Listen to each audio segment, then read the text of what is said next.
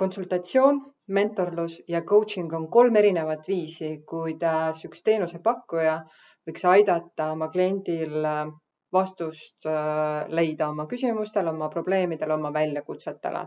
Ja seletaksingi lahti, kuidas mina oma töös neid 3 viisi kasutan. Kui me mõtleme konsultatsioonile, siis konsultatsioon on minu poolt õpitud ekspertteadmise kas edasiandmine sulle või siis ettepanekute, kindlate lahenduste pakkumine, kuidas sina saaksid oma küsimusele vastuse. Näiteks, kui sa ei ole ammu tööturul kandideerinud, siis sa võiksidki küsida, et kuidas ma peaksin alustama, mida tegema.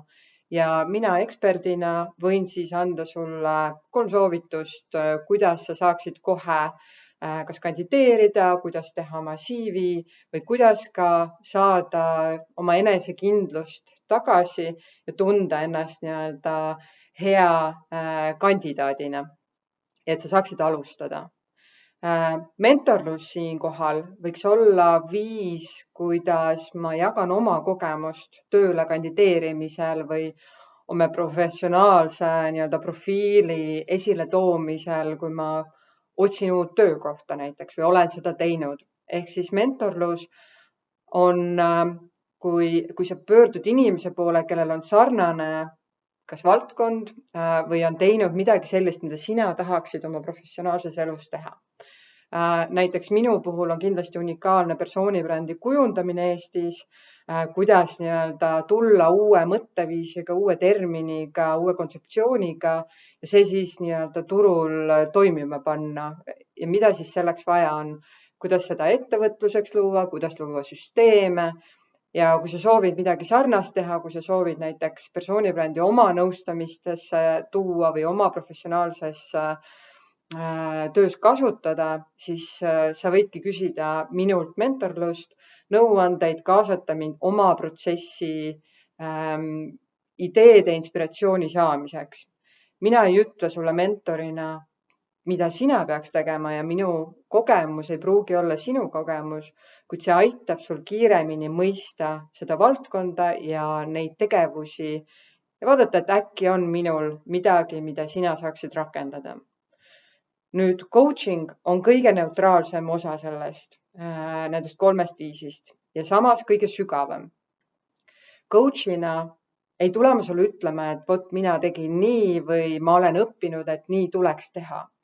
Vaid vastupidi, ma püüan saada võimalikult palju infot sinult ja sinu jaoks, olles siis see vahendaja, see peegel, see küsimuste esitaja, et sa ise mõistaksid, mis on sinu takistused või vastupidi, mis on juba need kohad, kus sa oled varasemalt oma professionaalse karjääriga edu saavutanud ja mis on olnud selle eelduseks, mida sa oled teinud hästi, kus sa oled olnud enesekindel, kus sa oled olnud edukas ja kuidas siis tuua seda võib-olla tänasesse situatsiooni, kus sa tunned, et sein on näiteks sees.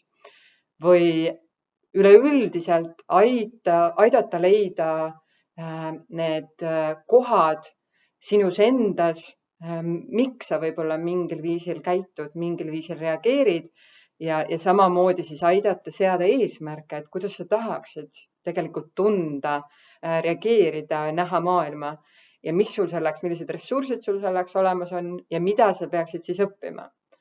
Nüüd küsimus on, et kas neid 3 asja saab korraga ka teha. See on nii ja naa, kindlasti on erinevaid konsultante, mentoreid ja coach'e, kes valivad kas kindla suuna ja ka meie, kui sa hakkad minuga koostööd tegema, võime otsustada, et ei, ma selle küsimuse puhul keskendun ainult konsulteerimisele või mentorlusele või valin ainult coaching'u võimalikult puhtal viisil. Üldjuhul see oleneb teemast. Kui sul on tõesti oma ettevõtlusega küsimusi, kuidas oma nii-öelda brändi sinna sisse panna, kuidas olla edukam või kuidas professionaalina ja eksperdina aega juhtida viisil, et kõige olulisemad asjad saavad tehtud või hoopis on küsimus, et kuidas spetsialistist juhiks nii-öelda ennast kujundada või keskenduda oma järgmistele suurtele väljakutsetele enesekindlalt ja julgelt ja osata enda emotsioone reguleerida sellel ajal. Need kõik võivad tähendada erinevat fookust ja üldjuhul, mida mina teen, ma alguses siis tutvustan puhtalt sinu küsimuse põhjal, et mis võiksid olla need suunad. Ja iga kord, kui ma coaching usse toon sisse mingi mentorluse osa või konsultatsiooni osa, siis ma tavaliselt küsin sinult luba või ütlen sulle ette, et vot see on see koht, kus ma arvan, et mul ei ole mõtet hakata sind nii-öelda küsimustega suunama, et kas sa tead vastust, kui ilmselgelt on olemas mingisugune kas teadusega tõestatud suund või tavapraktika või nipid, trikid, olgu see näiteks, kuidas paremini magada või kuidas läbipõlemist ennetada, siis ei ole mõtet alati nende küsimustega sinna minna. Coaching'u eelis kindlasti on see, et see annab sulle rohkem kontrolli. See on parem sellepärast, et mina ei tea tegelikult seda, mis sinu päris küsimused on, mis päris nii-öelda väljakutsed on ja vahepeal sa ei tea ka seda ise. Ja sellepärast isegi, kui ma tulen konsultandina või mentorina, siis see coach'i osa minus on alati sees, sest sina tead kõige paremini tegelikult oma küsimusi, oma väljakutseid ja ka neid lahendusi. Coach'ide üks siis eripära ongi see, et me tegelikult usume, et need vastused on sinus endas olemas. Ja seda siis püütakse coaching'uga nii-öelda ka suunata, juhtida ja toetada, et sa saavutaksid võimalikult suure kontrolli, võimalikult suure vabaduse ja iseseisvuse.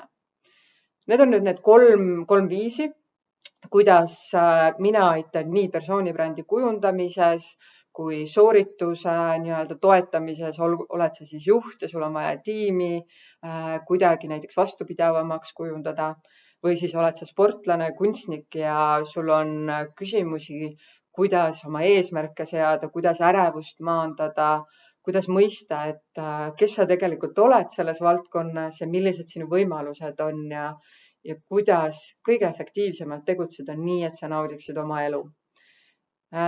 Ma loodan, et see andis sulle väikese ülevaate nendest 3 terminist, mida sa kindlasti nii-öelda näed erinevate teenuste pakkujate juures ja saad valida ja olla teadlikum juba, et mida sina vajad.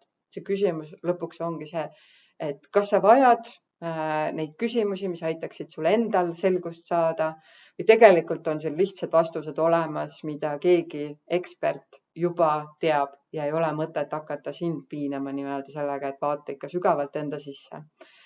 Võid tutvuda minu CV-ga, minu tegemistega ja vaadata, kas on sealt midagi, mida sa tahaksid kopeerida, mis võiksid mentorlusena nii-öelda kirja minna.